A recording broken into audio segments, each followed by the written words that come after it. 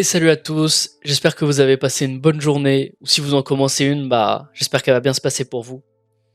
Aujourd'hui, on va se concentrer sur la testostérone, qui est un sujet très vaste, mais je voulais parler de certaines choses que vous pouvez faire pour l'augmenter naturellement. Je pense que vous pouvez faire beaucoup de choses d'ailleurs. La testostérone, c'est évidemment la plus célèbre des hormones anabolisantes androgènes, qui est naturellement sécrétée. C'est responsable de tout ce qui fait de nous, entre guillemets, un peu des hommes. Ça stimule la synthèse des protéines, ça inhibe la dégradation des protéines. Donc ainsi, vous conservez davantage vos muscles lorsque vous avez des niveaux de testostérone plus élevés. Mais je pense que la première chose qui impacte le plus, c'est le sommeil. Je suis en quelque sorte rentré dans les détails à ce sujet d'ailleurs dans le tout premier épisode, donc n'hésitez pas à aller le voir. Donc je vais déjà commencer par le sommeil qui est un problème assez important. Si vous dormez pas bien, votre production d'hormones, en particulier testostérone, elle sera forcément pas bonne. Quand vous réparez votre sommeil pour la première fois, si vous avez l'habitude de mal dormir, beaucoup d'entre vous verront les avantages. Vous verrez votre graisse corporelle diminuer, ça c'est sûr. Une augmentation des muscles aussi. En fait, c'est essentiel parce que vous donnez à votre corps l'opportunité de se reposer là où il dormait pas auparavant. Mais ça normalise aussi les niveaux de testostérone. Donc ça va naturellement augmenter vos muscles. Et ça va évidemment vous donner moins de graisse. Donc le sommeil, c'est un problème assez important. Consommer des graisses aussi. La production de testostérone, c'est en quelque sorte limité par le cholestérol en fait. Le cholestérol alimentaire, bien sûr, je parle, qui est présent dans les viandes animales grasses de haute qualité. Les œufs, le beurre, les huiles de noix, l'huile d'olive. Les graisses saturées présentes dans ces sources, en fait, c'est un élément constitutif du cholestérol qui à son tour est utilisé pour la production de testostérone quand vous allez faire du sport. C'est pourquoi vous pouvez vous sentir beaucoup plus merdique face à des régimes de remise en forme où en général les gens vont vous dire prenez pas de sauce, de graisse, prenez juste du poulet, du riz, du brocoli.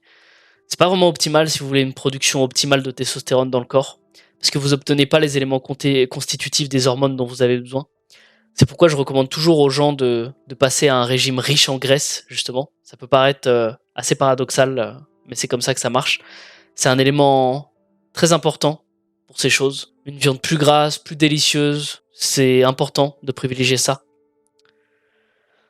Un autre sujet aussi qui est important, c'est bien sûr le porno. Donc pas de porno bien sûr, pour le principe de rétention de sperme. On a tous le sentiment d'être plus chargé, ou du moins un peu tous les gars. Si vous n'avez pas éclaté depuis un moment, toute votre énergie masculine, elle augmente. C'est la meilleure façon que je pourrais le décrire, on va dire. Cette énergie masculine, elle est vraiment cruciale pour vous. Demandez à n'importe quel homme qui n'a pas éclaté, entre guillemets, depuis un moment, bien sûr que ses taux s'accélèrent. En tout cas, votre testostérone, elle va vraiment augmenter naturellement. C'est la sensation générale d'augmentation dans le corps, du moins je trouve. Vous avez un comportement un petit peu plus agressif, vous avez un petit peu plus d'énergie, ça vous pousse à faire plus de choses dans votre journée. Donc l'une des choses que je dirais en premier lieu, c'est de ne pas regarder de porno, bien sûr. Je sais que beaucoup d'entre vous ont du mal avec ça. Moi-même, j'ai eu du mal avec ça. Je suis même heureux justement de dire que je suis en quelque sorte libéré de ça maintenant. Ça va faire 3 ans maintenant. Mais c'est un sujet que j'aborderai sûrement plus tard. Mais se débarrasser complètement de regarder du porno, ça réinitialisera complètement une sorte de base, de référence à laquelle votre cerveau est lié en termes d'attirance sexuelle, de sexualité. Le porno, ça peut complètement bousiller votre dopamine. J'en avais discuté un petit peu avec le druide moderne sur le deuxième podcast, si vous voulez aller voir aussi. Parce qu'en fait, si vous y réfléchissez, c'est assez simple. Si vous êtes habitué à 3 filles complètement chaudes qui sont physiquement des 10 sur 10 en 4K, en HD, vous savez, du porno où tout est beaucoup plus intense, l'expérience sexuelle n'a complètement aucun sens, ça grille complètement votre, on va dire, votre expérience sexuelle avec un partenaire normal.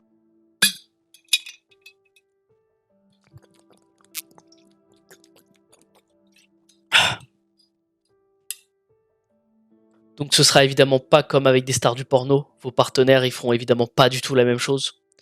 Donc supprimer ça, ça réinitialisera un petit peu entre guillemets votre cerveau. Ça prend du temps, mais on devient beaucoup plus sensible après à ce que le sexe devrait être vraiment, je pense.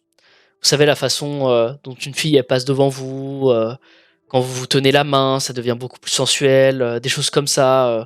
Le fait d'avoir un petit peu l'odeur d'une fille aussi, ça change vraiment parce que votre cerveau, il a pas cette explosion de dopamine en fait avec la HD de 25 filles à la fois, de ce genre de choses, parce que votre cerveau, il reprend goût un petit peu aux choses naturelles. Vous sentez de toute façon la différence. Votre cerveau, il pense oh waouh, ce garçon avec qui il s'entend super bien, avec ces trois filles complètement sexy qui sont toutes, vous savez, ridiculement salopes et passionnées par lui. Évidemment, c'est absolument pas ça la réalité. Ça fonctionne pas ainsi la vraie vie. Donc, votre cerveau, il fait pas la différence. Votre cerveau, en fait, il pense vraiment que, ok, maintenant qu'on a cette drogue gratuite, bah, on devrait l'utiliser tout le temps pour stimuler notre dopamine. Donc, pourquoi on serait excité par une fille assez mignonne qui serait peut-être physiquement une 6 sur 10, on va dire, alors que vous avez trois filles complètement sexy et salopes qui sont des 10 sur 10. Votre cerveau, il n'arrive pas à faire la différence et il va naturellement chercher à choisir le plus facile pour lui. Donc, arrêtez ça. Et aussi l'autre chose, c'est que à chaque nouvelle vidéo en fait sur laquelle vous cliquez, il y a, on va dire directement un ou une nouvelle partenaire, ce qui est pas du tout réel pour votre cerveau. C'est une raison pour laquelle votre dopamine elle devient complètement grillée à force de regarder du porno. En fait, elle s'habitue à avoir toujours un partenaire différent à chaque fois. C'est pour ça aussi peut-être que à chaque fois que vous essayez de sortir avec une fille ou quoi, bah vous êtes vite lassé, ça vous intéresse beaucoup moins et vous êtes très vite rattrapé ou attiré par le porno. Perso, moi, pour vous dire, je regardais du porno depuis le collège, très clairement. Donc là, j'ai arrêté depuis 3 ans, comme je vous ai dit. C'était tout simplement normal à l'époque. Tout le monde, bien sûr, tous les adolescents, du moins la plupart, je fais pas de généralité, mais la plupart des adolescents le regardent à cet âge-là. Ça devient en quelque chose que tout le monde fait, ce qui est pas sain, je pense. C'est un gros problème aussi, c'est que tout le monde le fait, mais que personne n'en parle.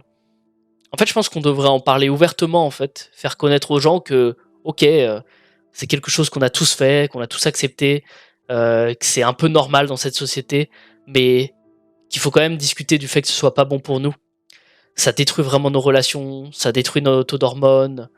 C'est pas quelque chose qu'on devrait, vraiment respecter ou louer, on va dire, mais pas juger en tant que tel quand même, parce que les gens, ils savent pas que c'est pas bon pour eux, en fait, ou du moins ils se le cachent complètement.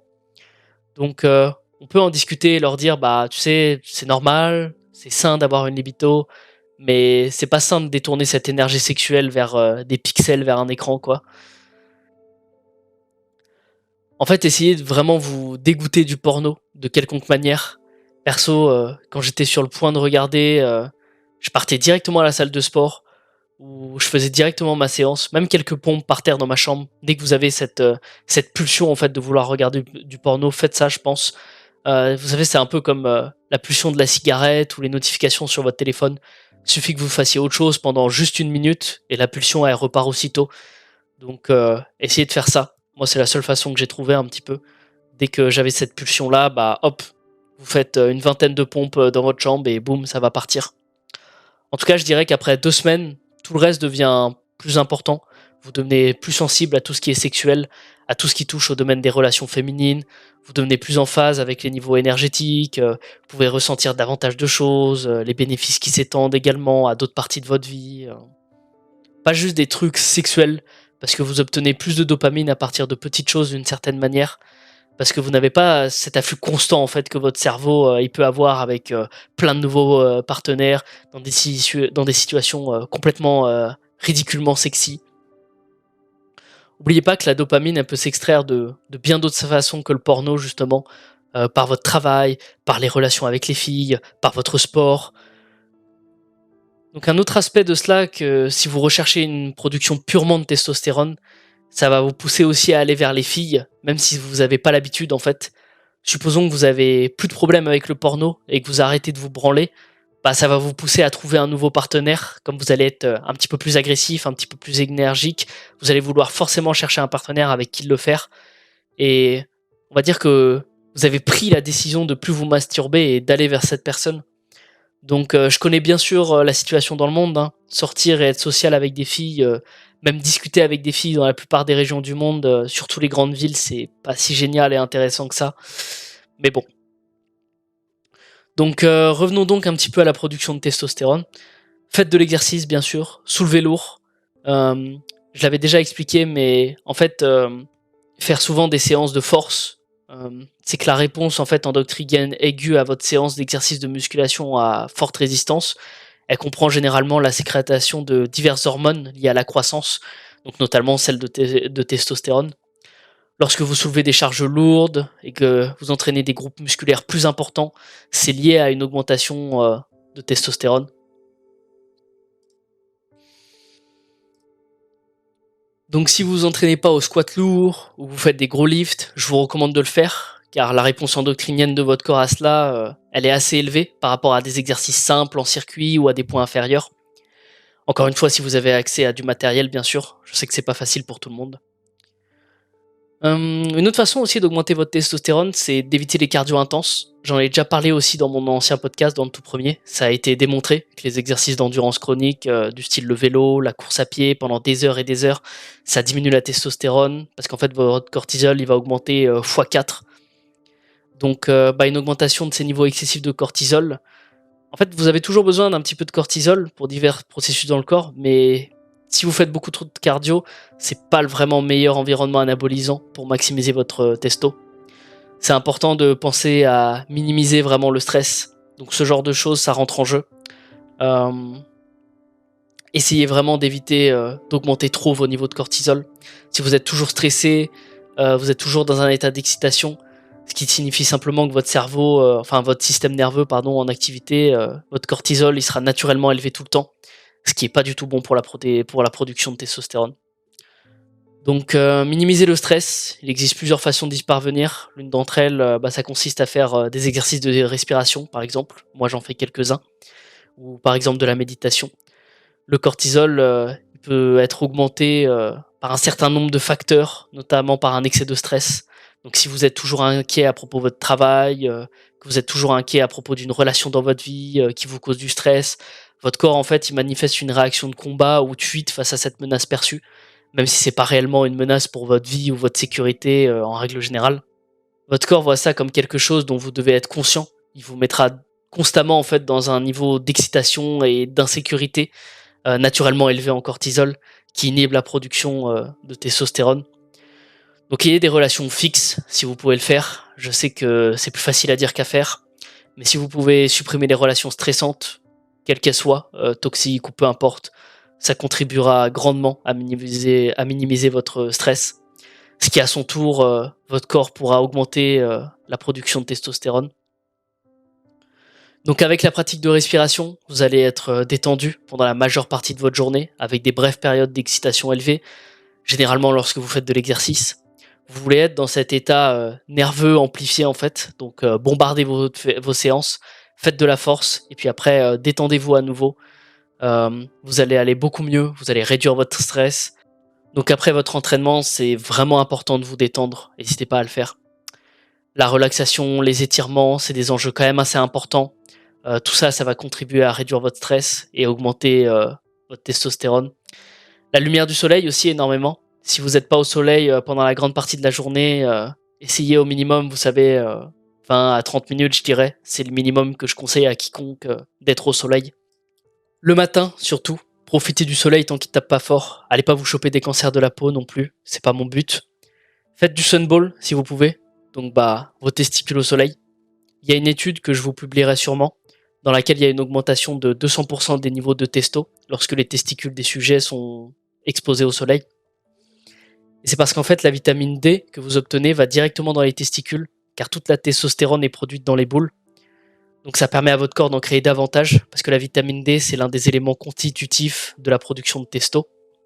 Ça rejoint un petit peu du coup avec le cholestérol que je vous expliquais, de manger des œufs, des choses comme ça. Donc si vous pouvez, de manière privée bien sûr, faites bronzer vos couilles.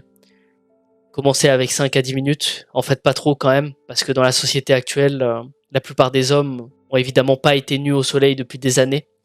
Autrement dit, je pense que si vous n'avez pas expérimenté ça, ce genre d'esprit libre en fait, d'être nu dans la nature, si vous pouvez, essayez de le faire dans votre propre jardin, ou ou un balcon caché, c'est une sensation vraiment géniale. Si vous pouvez pas faire vos testicules, rien de grave bien sûr. Assurez-vous simplement d'exposer autant de peau que possible au soleil et ça présente vraiment de nombreux avantages. Je veux probablement en parler, de la lumière en général, de toutes les différentes façons dont elle affecte le corps. Mais en termes de production de testostérone, la vitamine D produite, ça l'augmente très fortement. Si vous êtes dans une zone peu ensoleillée aussi, essayez quand même de sortir. Vous recevez encore un petit peu de lumière à travers les nuages. Mais une autre façon d'y parvenir, c'est la thérapie par la lumière rouge aussi. J'ai déjà fait un post dessus sur mon Insta, et ça permet en quelque sorte d'imiter les mêmes choses que la lumière du soleil. Et quelques études ont montré que la thérapie par la lumière rouge peut également augmenter la testostérone. Donc c'est quelque chose à examiner de votre part. Le plastique aussi, bien sûr. Évitez le plastique comme la peste. J'ai vraiment fait tout mon possible pour pas manger autant que possible de plastique dans ma vie. Donc dans quasiment tous mes contenants alimentaires, j'ai jeté ceux en plastique et j'ai tout le reste en verre. Il existe de nombreux bons récipients en verre, en Tupperware. Et c'est plutôt pernicieux dans la mesure où c'est le cas dans notre société. Tout est emballé dans du plastique qu'on jette tout de suite. En plus, le plastique, il n'est pas recyclé. Il est simplement mis en décharge, il se décompose pas. Donc c'est tout simplement mauvais pour l'environnement. Donc si vous vous en souciez également, c'est une raison pour essayer d'éviter le plastique autant que possible. Beaucoup de plastiques contiennent également des perturbateurs endocriniens. Et les perturbateurs endocriniens, c'est les produits chimiques qui se lient aux sites récepteurs où les hormones sont censées se connecter dans le corps. Donc ceux-ci peuvent donc soit imiter les oestrogènes, soit bloquer l'endroit où la testostérone est censée adhérer dans le corps. Et c'est généralement pas du tout bon pour vous. C'est l'une des choses, en tout cas, qui, à mon avis, conduisent en quelque sorte à la féminisation des hommes, en général, dans la société d'aujourd'hui. Pourquoi vous voyez beaucoup, plus ou moins, des personnes plus faibles, moins viriles? Tout simplement parce que le plastique est présent partout dans notre corps et dans notre vie. Ces perturbateurs endocriniens, ils s'infiltrent dans tout, même dans l'eau. Simplement toucher du plastique, en fait, ça lui permet de pénétrer dans votre peau.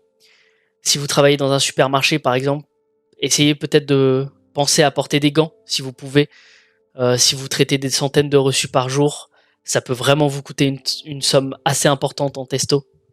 Même les produits ménagers, comme les produits de nettoyage, les assaisineurs d'air, les teintures capillaires, les cosmétiques, certains cosmétiques et crèmes solaires, ça contient tous ces perturbateurs endocriniens, dont le plastique qui en fait partie. Si vous êtes dans ce genre de métier, n'hésitez vraiment pas à vous mettre en mode Michael Jackson, portez des gants.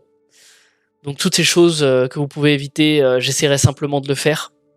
En plus, vous le savez, les perturbateurs endocriniens, ça contribue au cancer, au diabète, à l'obésité, au syndrome métabolique et même à l'infertilité. C'est donc simplement une très mauvaise idée que beaucoup de gens ont dans leur vie de tous les jours. En plus, il existe de meilleures options. Évitez donc le plastique si vous voulez rétablir votre équilibre hormonal à la normale. Le zinc et le magnésium, avec un petit peu de vitamine D, deux suppléments très essentiels que je recommande à tout le monde de prendre, même aux hommes qui cherchent simplement à améliorer leur testostérone. En général, je prends mon magnésium le matin pour me réveiller, la vitamine B avant mon sport et le zinc avant de me coucher pour que les muscles les absorbent directement. Le zinc, évitez-le quand même d'essayer de le prendre trop souvent parce que ça peut vous créer des carences en cuivre. Le magnésium aussi sous forme de spray, c'est sympa à tester sur votre peau pour l'absorber directement. Vous pouvez donc essayer ces choses, ça va améliorer la sensation de vos muscles, le zinc en particulier. Donc rapidement quelques autres sous-produits de testostérone que vous pouvez consulter. La DHEA, ça aide à produire les hormones de sexe mâle et femelle dans le corps en fonction de l'endroit où elles sont nécessaires. Quelques herbes aussi, je vais essayer de pas bégayer, mais c'est des herbes ayurvédiques. Donc par exemple le poivre noir, le curcuma, l'aloe vera pour citer les plus populaires. La maca aussi. Je remarquais vraiment une augmentation de la vitalité générale de la libido lorsque j'en prenais. L'ashwagandha aussi c'est pareil. On en avait déjà discuté avec le druide moderne. Un vrai anti-stress. Bon personnellement je trouve que ça a pas si bon goût que ça. Donc essayez de le prendre peut-être dans un smoothie avec d'autres fruits. Ou écrasez-le simplement si vous êtes un gros animal. J'ai déjà testé en poudre. Je sais que vous pouvez également l'obtenir en capsule si vous préférez. Mais l'ashwagandha, en quelque sorte, c'est un vrai tonique qui va réduire votre stress. Ce qui, comme j'ai déjà dit, ça contribue beaucoup à augmenter la production de testo. L'extrait d'écorce de pin aussi, c'en est un autre. Le Tribulus terrestris, il me semble que ça se dit comme ça.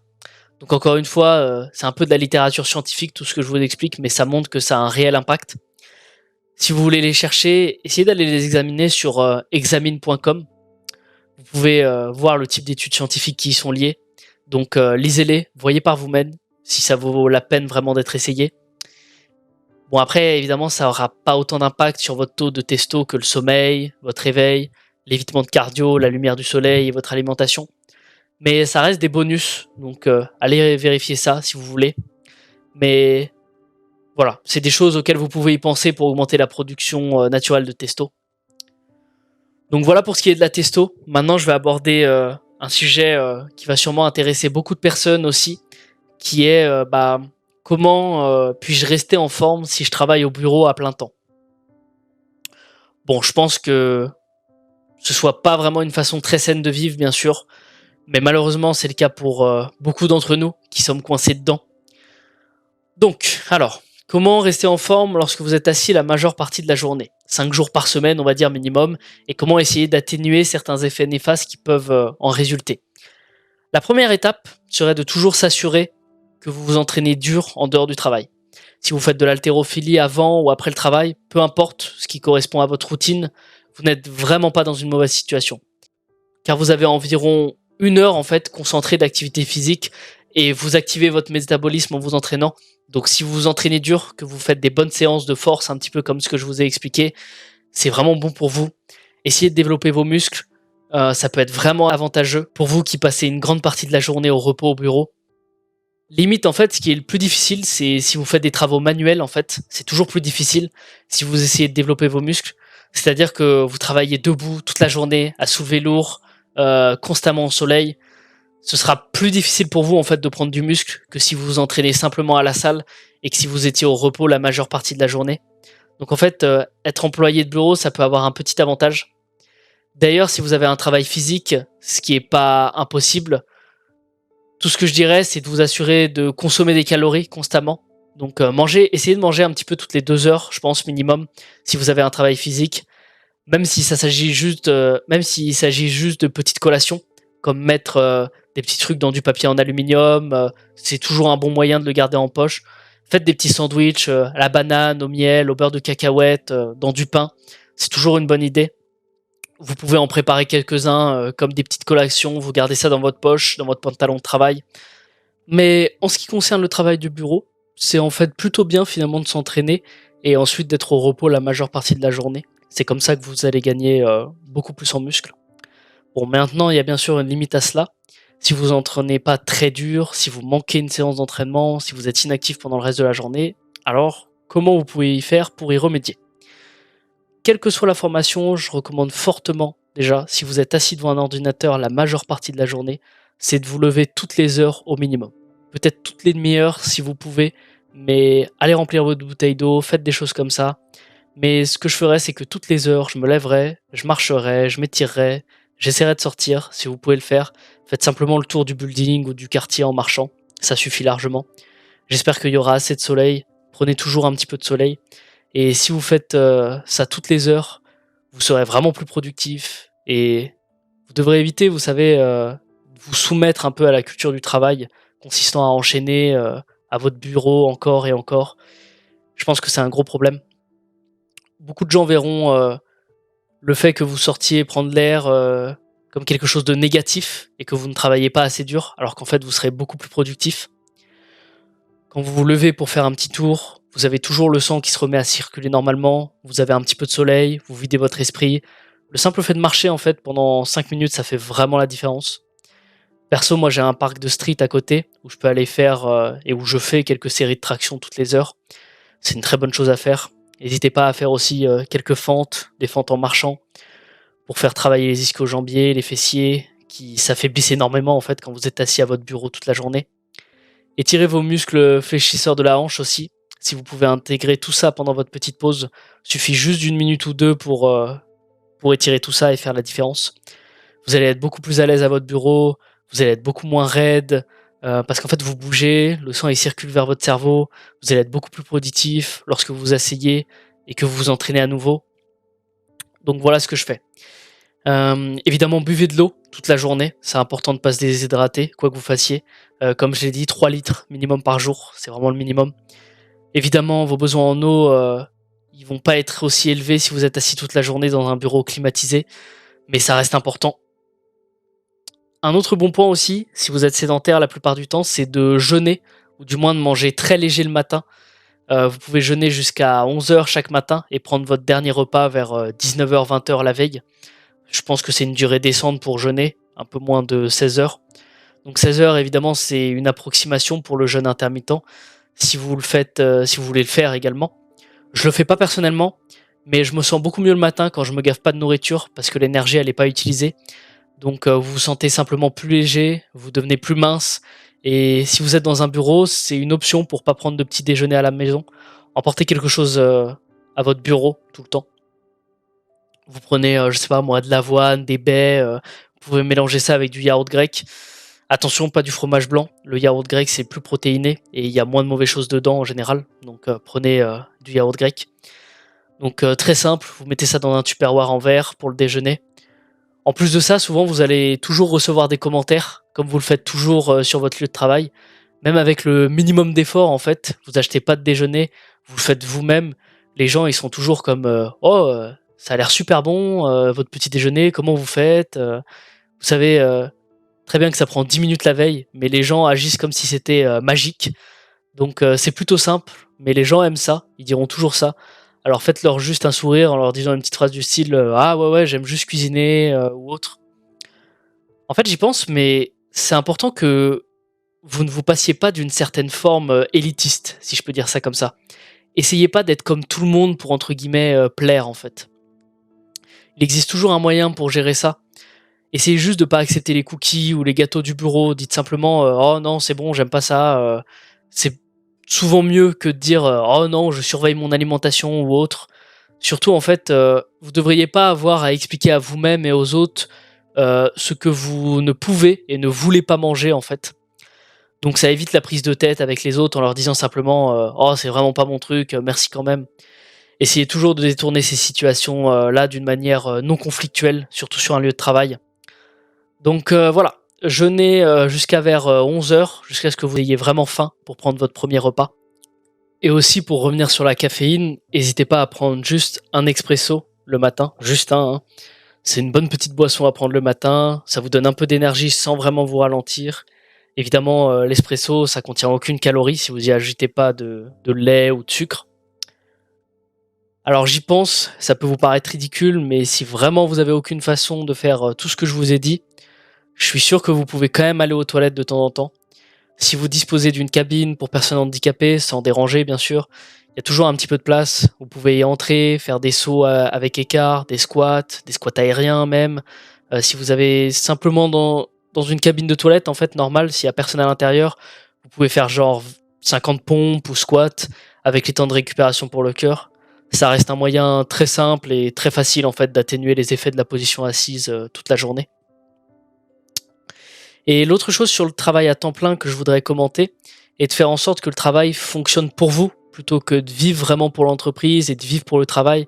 Parce que bien sûr, je sais que ça dépend du domaine dans lequel vous travaillez, mais certaines personnes se disent toujours je dois toujours penser au travail, toujours au travail, toujours au travail pour avancer, je dois toujours travailler. Et à cela, je dirais super, hein, si c'est votre objectif de carrière à long terme et que vous devez vraiment y consacrer des heures afin de réussir, allez-y. Mais perso, je dirais que vous n'êtes pas obligé de le faire et que vous êtes simplement plus productif dans un laps de temps plus court en fait. Une grande partie du temps passé au travail n'est pas aussi productif que lorsque vous êtes à 100% là et vous allez forcément vous épuiser au bout d'un moment. Donc si vous pouvez travailler à fond au travail, mais laissez-le à la porte lorsque vous rentrez chez vous. Vous vous sentirez beaucoup mieux, vous vous sentirez beaucoup moins stressé. Assurez-vous vraiment de dire aux gens oui, je travaillais pendant que je suis au travail, mais c'est pas toute ma vie quoi. Si c'est toute votre vie, super. Et que vous êtes concentré, que vous faites des progrès, et que vous voulez y consacrer des heures, c'est super. Travaillez dur. Moi, par exemple, le contenu que je vous propose, j'adore le faire. Je consacre beaucoup de temps à mon compte Insta et mon contenu, que je profite en qualité. Donc c'est cool pour moi. Mais je pense que pour beaucoup de gens, quand même, lorsqu'ils occupent un emploi, ils font vraiment ça que pour payer les factures. En règle générale, on croit pas vraiment en notre travail. Je dirais qu'il est important de compartimenter en fait votre vie et de travailler pendant que vous êtes au travail, puis de récupérer le chèque de paie et de quitter le travail au travail. Ne rentrez pas chez vous avec vos emails professionnels et tout ça. Si vous voulez consulter le travail après le travail, ça sert vraiment à rien. Ça va vous stresser pour rien. Et c'est vraiment pas la meilleure stratégie à long terme en termes de santé et de forme physique. Faire ses heures, c'est évidemment essentiel, mais prendre du temps pour soi, c'est aussi très important. Donc, il existe quelques petits trucs et astuces que vous pouvez mettre en œuvre pour rendre le travail moins abrutissant, épuisant et stressant. Il faut vraiment s'adapter de manière agréable dans certains environnements de travail, car pour certaines personnes, toute leur vie, vraiment, c'est le travail. Leur vie sociale, c'est l'espace de travail. Je pense pas que ce soit nécessairement un endroit idéal, à moins d'avoir une bonne culture d'entreprise, du style le travail de rêve, du style les entreprises avec une excellente culture d'entreprise, où ils encouragent par exemple l'exercice physique, car ils savent que c'est essentiel pour la santé, le bonheur, la productivité en fait de leurs travailleurs à long terme. Donc forcément, c'est mieux pour l'entreprise. Mais sinon, vous pouvez donc vraiment inciter sur ce point-là. Si vous faites un travail auquel vous ne croyez pas nécessairement et que vous voulez pas vraiment y consacrer des heures et des heures, vous devez quand même payer les factures. Vous devriez... En fait, je dis pas de quitter votre emploi, mais franchement, je dis à 100% de prendre des mesures pendant votre temps libre pour avancer vers quelque chose en quoi vous croyez, quoi qu'il en soit, et de prendre des mesures chaque soir lorsque vous êtes à la maison et que vous avez du temps libre. Je sais que c'est difficile, je sais que tout le monde ne peut pas le faire à tout moment, mais on a tous parfois du temps libre. Vous pouvez toujours couper l'épisode de Netflix que vous regardez avant de vous coucher. Et je sais que vous voulez vous détendre après le travail, mais vous ne pourrez pas vous éloigner du boulot de merde, entre guillemets, auquel vous croyez pas, à moins que vous imitiez le boost dans le travail en dehors de ces horaires. En fait, vos heures de travail, elles sont vraiment consacrées au travail, et vos heures de temps libre, elles sont consacrées à votre temps libre, les week-ends de la semaine, aux activités annexes, quel que soit le projet en fait auquel vous voulez y croire. Si vous avez besoin d'études en vue d'une qualification qui vous permet d'évoluer dans un nouveau domaine de travail, c'est des choses que vous pouvez faire. Et je le recommande vraiment parce que ça va garder votre esprit sain en fait. Vous allez vraiment être sain d'esprit avec ça. Si vous avez ce genre de passe-temps secondaire sur lequel vous travaillez, vous savez que vous travaillez juste pour payer les factures. Et d'un autre côté, vous déployez en quelque sorte vos ailes quand même, avec un objectif à long terme qui vous éloignera de ça. Une autre chose également que je voulais aborder, c'est de savoir si vous avez l'opportunité de gagner plus d'argent dans votre entreprise, mais que ça va demander beaucoup plus de travail et plus de stress. Est-ce que c'est rentable? Déjà, la réponse reste bien sûr personnelle. Mais si je peux vous apporter une réponse, je pense que l'augmentation d'argent, est-ce que ça vaut vraiment le stress supplémentaire et le fardeau supplémentaire que vous allez absorber avec votre corps? Vous allez avoir moins de temps libre? C'est à vous d'en décider. Mais je pense personnellement qu'une fois que vous avez atteint un certain nombre de revenus qui vous permet de payer vos factures et que vous obtenez un montant d'économie décent, ça vaut pas nécessairement la peine à long terme de sacrifier une plus grande partie de votre temps libre pour augmenter de quelques centaines votre salaire en fait. À moins que ce ne soit vraiment votre objectif de carrière à long terme, hein. Vous pouvez largement quand même avoir d'autres orientations pour le plaisir et la passion. Donc j'éviterai quand même de toujours tomber dans le piège de l'augmentation des revenus, du travail en plus et de prendre en compte les conséquences que ça a sur votre corps, votre espace libre, parce que ça vaut vraiment pas l'argent supplémentaire en fonction de combien vous dépensez. Et on va dire que ça sert à rien de doubler ses revenus si votre santé se détériore 2 fois plus aussi. Vous savez, il y a des gens qui réussissent très bien dans leur domaine, hein, des banquiers qui travaillent, vous savez, 12 heures par jour minimum, mais leur corps, il s'effondre totalement. Ils dorment pas, ils voient jamais le soleil, ils font jamais d'exercice, ils sont toujours de garde, ils doivent toujours répondre à leur téléphone et leur email. C'est comme si vraiment cette entreprise, elle se souciait pas de la personne à long terme pour justifier cette obsession. Il s'agit donc de faire vraiment en sorte que le travail fonctionne pour vous. L'entreprise ne le fera pas. Si elle veut économiser de l'argent en vous licenciant, elle le fera à 100%. Alors essayez de vous éloigner de ce sentiment de loyauté forcée en fait. Par exemple, l'entreprise, elle se souciera jamais de vous. Elle vous jetterait à la rue si elle le pouvait. Vous savez, 9 fois sur 10, hein, bien sûr, il y a des exceptions. Mais vous devez vraiment traiter le travail de la même façon pour vous. Soyez payé, faites bien le travail, mais n'en faites pas votre vie. C'est vraiment mon point de vue. Travaillez vers quelque chose que vous aimez, que vous appréciez. Vous pouvez gagner de l'argent, bien sûr, ça reste important, hein. Je vais pas vous dire, d'aller sauver des dauphins, si vous pouvez pas gagner d'argent et que vous pouvez pas payer vos factures. C'est juste, stupide de ma part. Mais il existe des moyens de faire les choses et c'est dur, mais vous savez, il y a vraiment rien qui est facile, dans la vie, sans un petit effort. Aucune bonne chose ne vous vient gratuitement. Alors sacrifiez un petit peu, faites des mouvements, essayez de bouger. Au travail, si vous êtes au bureau, si vous avez un travail physique, consommez des calories. Mais voilà, je pense que c'est la fin de ce podcast. Merci de m'avoir écouté. J'ai eu de très bons retours d'ailleurs sur celui avec le druide moderne. Ça me fait plaisir. Je m'efforcerai de tout diffuser sur YouTube et bientôt sur SoundCloud et Spotify si je peux. N'hésitez pas à me poser des questions sur Instagram aussi. Je pourrais y répondre et faire profiter tout le monde avec ça. Donc merci, vraiment merci de m'avoir écouté et à la prochaine et peace.